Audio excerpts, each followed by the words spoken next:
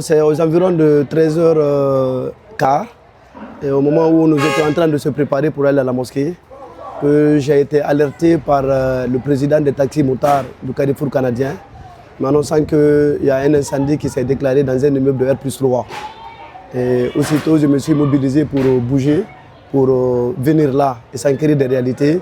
Parallèlement, on a pu contacter la protection civile qui se sont fortement mobilisés parce qu'on a constaté qu'il y a 3 camions qui sont venus.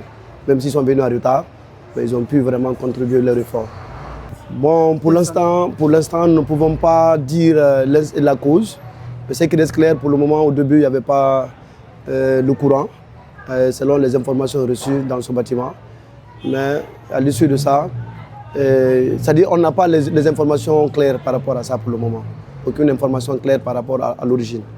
Mais ce qui reste clair, ça a été déclaré au niveau du 3e étage.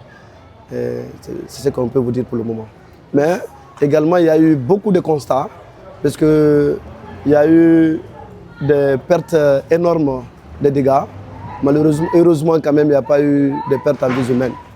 Alhamdulillah. Bon, franchement, il faut saluer déjà le bravoure de la population voisine ici, qui se sont fortement mobilisés, les deux secteurs, El Hadj Mamadou Aliou et Nerebougni, qui se sont fortement mobilisés. Comme vous le constatez, juste la devanture de ce bâtiment, il y a la mosquée, ça a été interrompu à la prière, mais ils se sont vraiment engagés pour contribuer à sauver vraiment des vies. Et c'est ce qu'on peut également saluer le bravoure de ces voisins. On n'a pas encore fait l'état des lieux parce que le mur de côté droit, là où je suis arrêté, risque déjà de s'effondrer.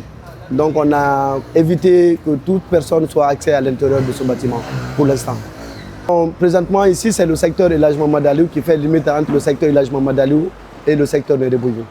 Pratiquement, c'est vrai, il y a eu quelques matériels sauvés, mais on peut vous dire que beaucoup de matériels ont été vraiment partis en centre. Et pour une petite information, il y a un monsieur béninois qui vient à peine de loger ici il y a 3 jours.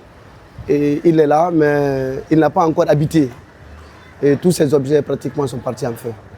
Donc ça, nous le déplorons également à l'image des autres personnes aussi qui ont été victimes.